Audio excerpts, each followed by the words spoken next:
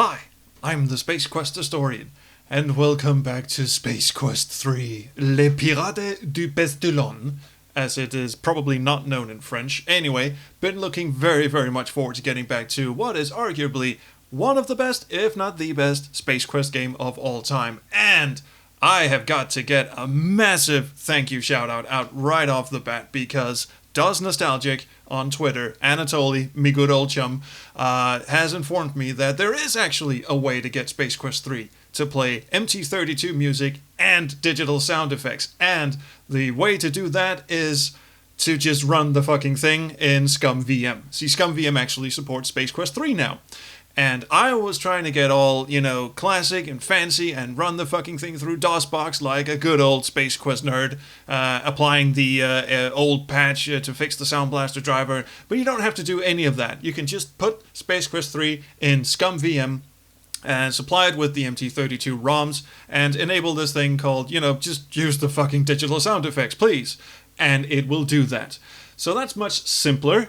Not as elegant, I feel, but anyway, we are now playing Space Quest 3 with digital sound effects and MT32 music. And if you would like to see the first portion of the game, the one I played through in the first episode, the previous episode of this game, or the series, become my Patreon supporter, because I just put up a video of me basically speed running through the first part, the part we got done in the last episode. If you want to see that, if you want to listen to that with MT32 audio, there are some cool sound effects in there. Anyway, patreon.com/SpaceQuestHistorian. You don't have to, but it's fun. Anyway, let's get this show on the fucking road. We escaped the garbage freighter. Let's have a look at the screen. Yeah, we can just go into the weapon system and blast everything. Now, let's turn this off again. Let's have a look and see where we can go. You fucking listen to that! Oh my god. Well, we can go to Ortega, volcanic, crater-strewn surface, inhabitants unknown, probably none.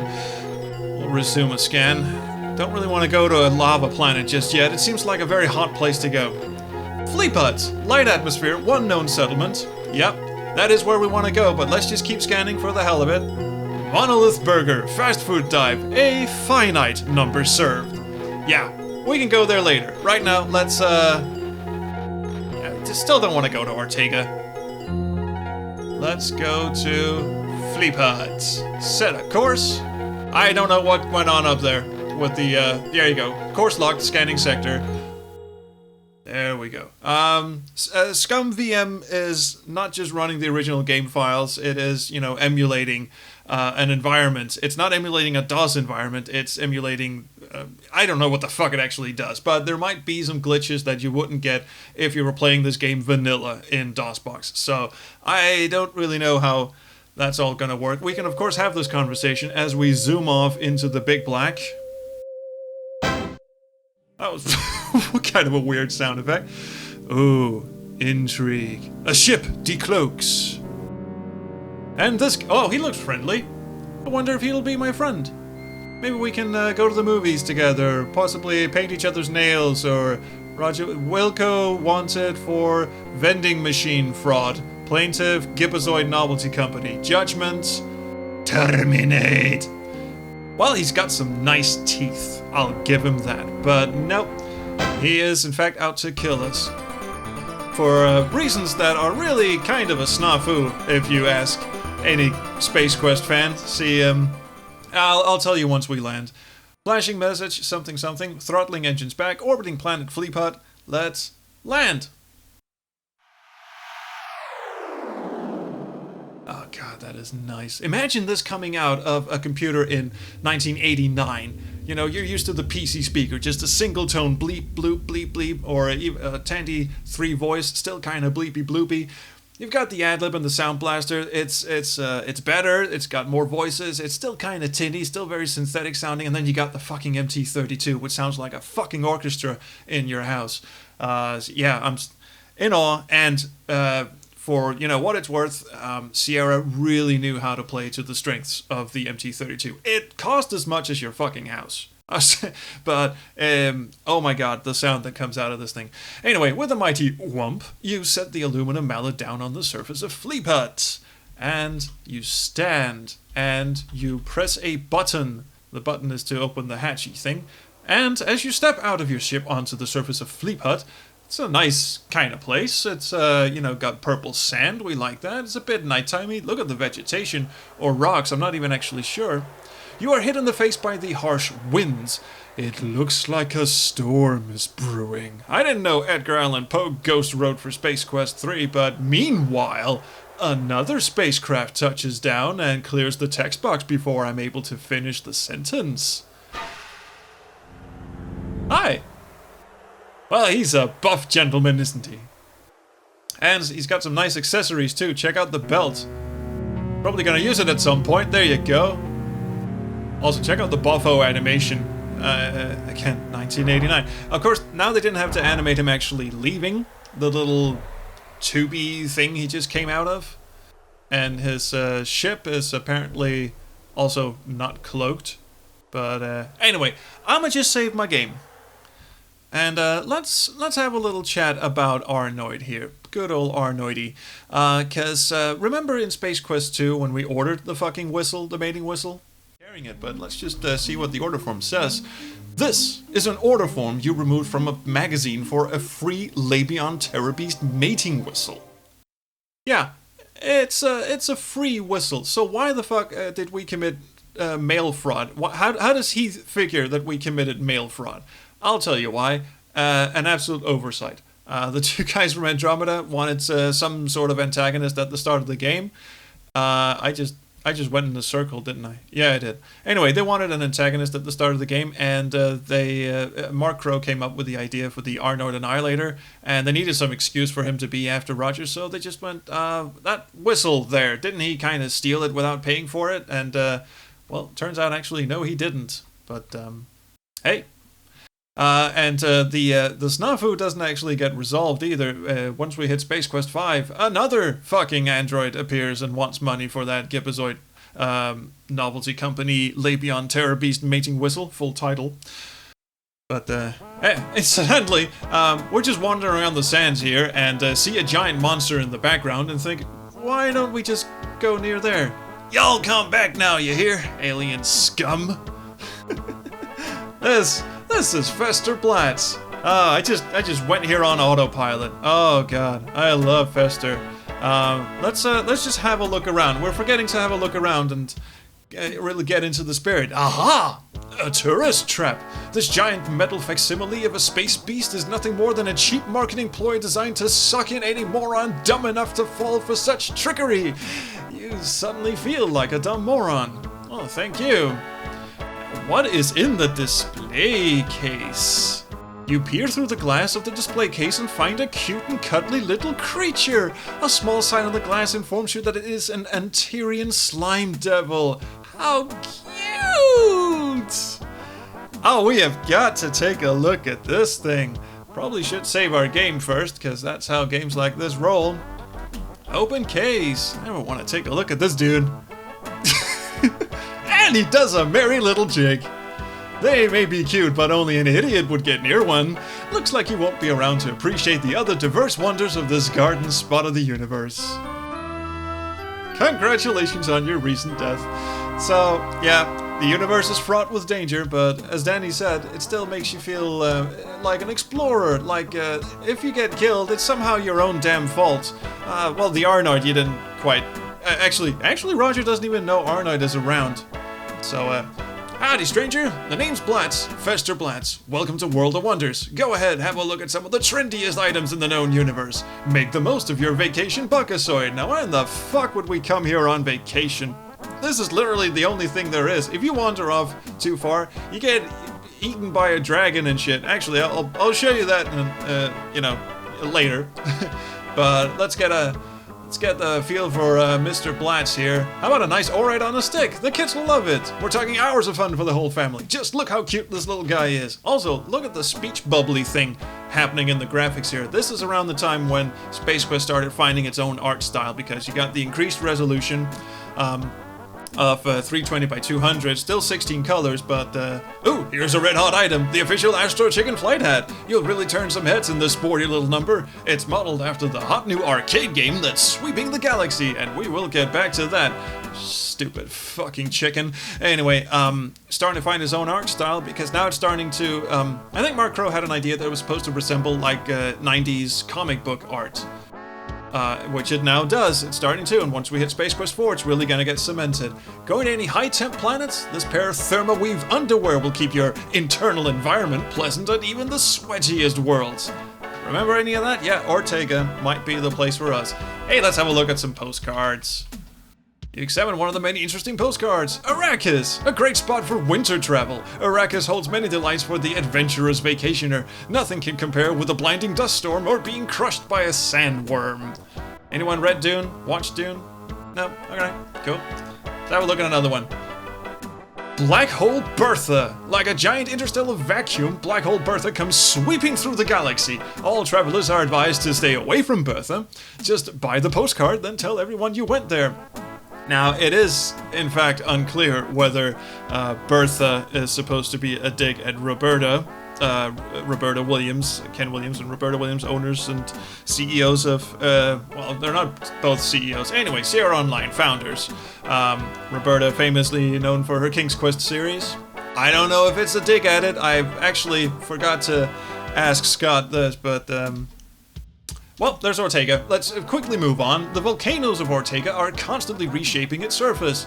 No shit, we'll find out. Dressed in heat-resistant underwear, the hardy traveler can find a lava lover's paradise on this starkly enjoyable planet. Well, we just want to buy everything, right? Just take your time, you hear? Don't feel pressured to buy anything. Well, I do want to buy everything, but we have no money. However, we do have the gem. And he seems to dig that shit. My, that certainly is one fine hunk of Orium. I'll take it off your hands for 350 buckazoids, what do you say? I'm gonna go with no. I'll take it off your hands for 400 buckazoids, what do you say? Nah, yeah, you can do better. Alright, I'll take it off your hands for 425 buckazoids, hell yeah. I actually don't know what happens if you say no. Well, basically the deal's off the table, and I think you're just stuck there. So that's bad. Alright, well, I will buy the stick, I will buy the underwear, and I will buy the fucking hat as well. And I will wear the hat, because that is what you do when you're at a tourist trap. You wear the fucking hat. You don the jaunty hat. You feel more sporty already. Yes, indeed I do. Now I shall leave you. Thanks for stopping by. Hey, looks like that lightning is getting close. Better be careful out there. Oh, I will be very careful. Oh, no! My Astro Chicken hat has evaded me. Also, I might be in mortal danger here. So, this is Roger Wilco, the man I've been sent across the universe to track down and terminate. I am not impressed. You were too easy to find. You tend to leave a mess wherever you go. What did we do? We blew up one measly little freighter. Come on.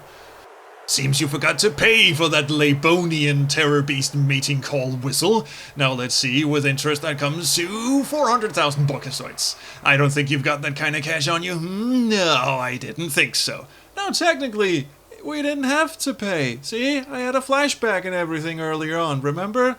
The good people at the Gibbazard Novelty Company are most displeased, and also not really in their right, but fuck it. Lucky for you, I'm in a good mood today. I will count to 10 real slow, then I track you down. If you make it to your ship, I forget I see you. But if I catch you again, I dust you like bundt cake.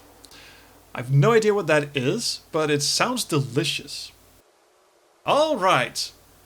Well, you can let go anytime now. You said you were going to give me a head start, and he is. I am just going to save my game as Arnoid. Because he is annoying and his name is Arnoid. Anyway, there are two ways to deal with Mr. Arnoid. We will go for the slightly less hard one first. Oh shit, that dude is fast! Come on, man! I hardly got done talking to people. Press the button, goddammit. Here we go. At least now he has to sort of wait for the elevator to come back. Holy shit, that dude does not waste time. Anyway, this is the inner mechanic workings of the Mog thing. The big beast is called a Mog, by the way. Don't ask me how I know that. I'ma get here, and I'ma get over here behind this pulley thing. There he is. I see you, Wilco. Well, I see you too, and gosh darn it, don't you look so handsome. Yes, you do. And with just the right amount of timing, let's see if I can actually do it. Push. Pulley? Reaching up, you give the rope pulley a mighty shove. I was just scared there for a second. Actually, I didn't remember quite what I was, the exact phrasing of what I was supposed to write. But anyway, that seemed to do the trick. And a lilting bell melody just played. That was, oh man. The Arnoid may be stupid and muscular and completely in the legal wrong, but he makes a nice tune when he falls apart. Anyway, that's it. Now we can get his belt. Well, we could if we were within reach. There you go. Okie dokie. Now how do we get down? Well, we just wait, because now Fester shows up. Hey, what's going on here? Did you read the sign saying we're closed for repairs? No, actually, we didn't have time to. That dude was hot on our ass. Oh, I see you got rid of that grease-swilling android. Never did like those Terminator series. Or that Terminator series. Good riddance to bad circuits. Well, you might as well ride down with me. And, alright, cool, we will. A little cramped in there, and I doubt Fester smells nice, but okay, off he fucks. Now we can actually read the sign that says, "See Fleapot from Mog's Head. Entrance free. Sorry, temporarily closed for repair." Well, that was, like I promised, that was one way of dealing with Arnoid. However, there is another one. I don't know if you'd call it more elegant. Actually, this is one of those times when I would say that not one or the other method is more elegant than the first. They're just two really, really elegant ways of dealing with him. Ooh, a bit of history. Mog, one of the many large beasts that once roamed this vast desert, but they all eventually died of boredom and are now extinct. I'd forgotten about that one. So, in the interest of showing you as much of the game as possible, let's just go and get ourselves killed so we have an excuse to go and, That's a Wile E. Coyote moment right there. So that storm definitely was getting closer. Well, thanks for playing Space Quest 3, as usual. Holy shit. It left my eyes behind. I'm not quite sure how that works. Let's try that again. Alright, now, this dude was really, really hot on our ass the last time, so maybe I should stop dilly-dallying. I don't know how you dilly, but I sure am dallying. What the fuck am I saying? Anyway, this might take a bit of practice, because I'm not entirely sure which direction to go, but I know how to go about it. Oh jeez! Oh jeez! The dude is fast. Just a tick there, me old chum, me old pal, me old sucker. That was a bit nerve-wracking, but I think we lost him. He is, however, following me now, I'm sure. So if I just hide behind this pillar here. Actually, maybe it makes more sense to go up and hide behind this pillar. And now we just wait. We wait and see. In my best David Attenborough voice. We wait under this stone thingy. What in the fuck is this? Look at the overhang. Pardon me. This program is too stupid. Alright. Have a look at the pods. Look at the pods. Look around. The fuck? You see several large rocks here. One rock has a large overhang, which I wrote. Didn't understand that. It almost appears to be a cave. Under the overhang you see several large pulsating pods, which it also didn't understand. So I'm just gonna Attenborough this. And wait. And wait. And wait. Hey, dude. Anything? Really? You were hot for my ass just a second ago. How about if I step out here in the clearing? Hi. Yeah, you want to follow me now? Because I know he's actually... Jesus shit! Well, that didn't go terribly well. So that's actually what I was waiting for them to do with Mr. Arnoid here, but now I'm pot chow. Fine. Oh, there he is. There he is. Oh, nice strapping young lad. However, I shall go behind the ship, because I know he's waiting in front of the ship. I don't know how he does it, but that's how he does it. Hey, dude, come on, scrumptious janitor, this way. Hi, would you like to come and chase me, perhaps? That would be totally fucking awesome. Over here. Hello. Oh, there he comes. There he comes. Good one on you. A bit of a chewy, blobby thing there, and kind of disappointed there was no sound effect, but wow, now we got his, well, he got his ass chewed. We still need to get his invisibility belt, and since we can't very well go under these half-lifey pods here, that's why we have picked up the Oret on a stick. So we can just do this, and now we have the belt. Excuse me.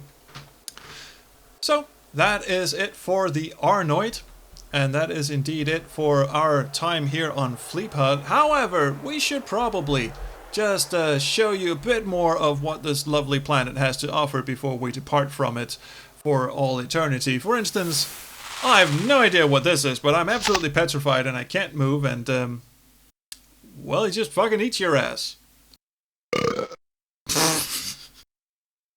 Aren't you glad we enabled digital sound effects? Now we're Snake Chow. Used to be Pod Chow, now we're fucking Snake Chow. Anyway, let's just explore a bit more of... Oh, there we are. A venomous Scorpazoid. Watch out. Oh, these things used to freak me out as a kid. You have no idea. Every time, because they appear randomly on screens. They just show up randomly. And once you're chased by the Arnoid, that's a double, like, heart-beating moment right there. And these will chase you around the screen. They're fast. They're actually faster than Roger is, which is a lot of shit. And there we go. The Scorpazoid stinger hits its mark, sending electroplasmatic venom into your system. Death comes quickly.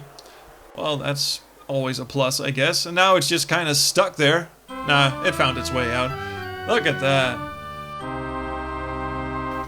Well, screw this. We are done. We are so fucking done. Let's get the fuck off this planet. And now we can finally...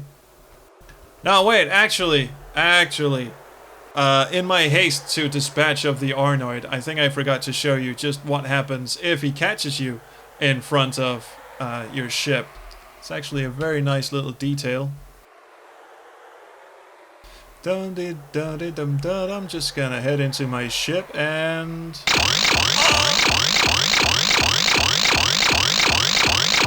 That is one hell of a sound effect. Alright. Actually, it wasn't quite clear what he was doing there, but he was pretzeling you. That is now a verb. That is exactly what it is. I made it into a verb. It is now a verb. He's pretzeled you. So anyway, that's what happens if he catches you anywhere on the planet, but he is always standing right in front of the ramp. You cannot get into your ship. So even if he was chasing you on the previous screen, which he was with me, somehow he manages to, like, sprint around you, just scoot, like, and then stand in front of your ship. So anyway, now we can finally get off this fucking rock. Hey, the wind sort of... No, there it is. Nice bit of wind sound effect. Now the Arnoid is nowhere to be found, and we may have a sit down and look at the screen, power up the engines, and take off into the black yonder. Well, I do think that is about it for this episode. I am so glad that DOS Nostalgic found out that you could actually run the game with MT32 music and digital sound effects. That is such a treat. Thank you so much, my friend. And thank you to every one of you for watching this playthrough. That is so awesome of you. Please like, subscribe, do whatever you kids do. Do leave me a comment, because I really, really, really love the comments. So without further shilling, I will just wish you a very merry day, and see you around the Chrono Stream.